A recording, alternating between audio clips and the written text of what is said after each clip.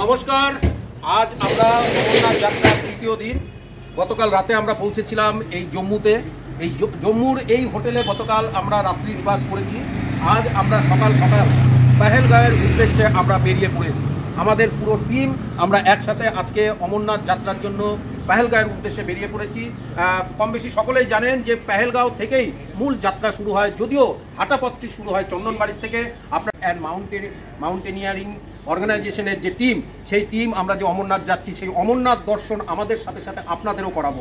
সঙ্গে থাক। রবিবার দিল্লি থেকে আকাশপথে জম্মুতে পৌঁছে আমরা প্রথমেই যে কাজটি করেছি, যে এখানে যে যাত্রী নিবাস যেটা রয়েছে, অর্থাৎ শ্রাইন বোর্ডের যে যাত্রী নিবাস, সেই যাত্রী নিবাসে গিয়ে প্রথমেই আমরা RIFD কার্ড আমরা বানিয়ে নিয়েছি। কারণ এই অমরনাথ যাত্রার জন্য নিরাপত্তা সুনিশ্চিত করতে এই RIFD অর্থাৎ রেডিও ফ্রিকোয়েন্সি আইডেন্টিফিকেশন এই কার্ড অত্যন্ত জরুরি, এবং সেটা করেছি। এবং তারপরেই আমরা এই জম্মু কাশ্মীরের সর্বত্র যাতে আমরা নেটওয়ার্কের মধ্যে থাকতে পারি, তার জন্য আমরা নতুন সিমও আমরা নিয়েছি, সংগ্রহ করেছি। এবার নয়, গত বছর থেকে যেটি নতুন নিয়ম হয়েছে যে এই কার্ডটি বুকে ঝুলিয়ে রাখতে হবে, এবং কার্ডের মধ্যে একটি নাম্বার রয়েছে, যে নাম্বারটার সাথে ফ্রিকোয়েন্সিটা অ্যাক্টিভেট করা আছে, এবং এটা অত্যন্ত সিকিউরিটির জন্য অত্যন্ত জরুরি এই কার্ড। সেই কার্ডটি করার পর আমরা জম্মুর যে সেই সিম কার্ড আমরা সবাই সংগ্রহ করেছি। আজকে অর্থাৎ আজ সোমবার, ভোলানাথের দিন, এই আজকে আমরা সকালে আমরা বেরিয়ে পড়েছি জম্মু থেকে পেহেলগাঁওয়ের উদ্দেশ্যে। আমরা ঠিক যে সময়টায় বেরিয়েছি তখন সবে দিনের আলো ফুটছে, কিন্তু সূর্যের দেখা তখনও মেলেনি। এই অবস্থায় আমরা জম্মু থেকে বেরিয়ে এখন আমরা সড়ক পথে আমরা পেহেলগাঁওয়ের উদ্দেশ্যে রওনা দিচ্ছি। সকালবেলা দিনের আলোয় খুব সুন্দরভাবে জম্মু শহরটাকে আমরা দর্শন করতে পেরেছি। এবং সত্যি এই জম্মু একটা সময়, আমি 2015 সালেও যখন এসেছিলাম তখন এই জম্মুর যা পরিস্থিতি ছিল, এখন তার চাইতে ডেভেলপমেন্টের দিক দিয়ে আরও অনেকই হয়েছে। এখানে IIT কলেজ হয়েছে, এবং সেই সঙ্গে IIM হয়েছে, এবং সেই সঙ্গে বড় বড় সব হাসপাতাল, সব কিছুই রাস্তার ধারে চোখে পড়ছে। এমনকি রাস্তাঘাট সব কিছুইতেই এখন জম্মু অনেকটাই এগিয়ে।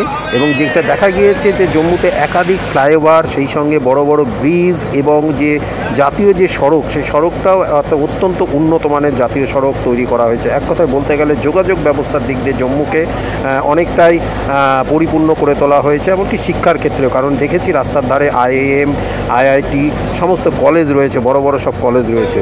আমরা এখন চলছি পেহেলগাঁওয়ের উদ্দেশ্যে। এই যে আমাদের সব বন্ধুদেরকে সবাই দেখতে পাচ্ছেন, আমরা যারা সব যে অভিযাত্রী, অর্থাৎ Balurghat mountaineering trekkers and mountaineering organisation, যেটাকে আমরা সংক্ষেপে বলে থাকি BTMO, সেই BTMO সদস্যদের দেখুন যে আমাদের সাথে রয়েছে সঙ্গীত, আমাদের সাথে রয়েছেন পীযুষদা, আমাদের সাথে রয়েছে তুষারদা, এবং সেই সঙ্গে বিকু, দীপক এবং সুকুমার দা, এবং সেই সঙ্গে প্রবীরদা, এমনকি পঙ্কজ আমার ভাই এবং আমি, এবং সেই সঙ্গে রয়েছেন আমাদের এই ট্র্যাভেলার গাড়ির যে ভাই, অর্থাৎ কোয়াশ ভাই। এই কোয়াশ ভাই গতকাল থেকে আমাদেরকে সাথে নিয়ে ঘোরাচ্ছেন, এবং এই কোয়াশ ভাইয়ের হাতে উপরেই দায়িত্ব দেওয়া হয়েছে যে আমাদেরকে কোয়াশ ভাই আবার যে অমরনাথ যাত্রা শেষ করে যখন আমরা শ্রীনগর এয়ারপোর্টে পৌঁছাবো, সেই কোয়াশ ভাই আমাদেরকে শ্রীনগরে নিরাপদভাবে পৌঁছে দেওয়ার দায়িত্বে রয়েছে। তো সকাল সকাল আপনাদেরকে জম্মু থেকে পেহেলগাঁওয়ের রাস্তার কিছুটা অংশ আমরা দর্শন করাতে পেরেছি। তবে গতকাল যেরকম আমরা আতপ চালের গরম ভাত, সেদ্ধ ভাত খেয়ে বেরিয়েছিলাম, আজকে সেই সুযোগ হয়নি। এখনও প্রত্যেকে বলতে পারেন যে আমাদের এই যে টিমের যে 10 জনের যে টিম, কোয়াশ ভাইকে দিয়ে 11 জন, আমরা সকলে কিন্তু এখনও উপবাসেই রয়েছি। কারণ আজ সোমবার এবং মহাদেবের দিন।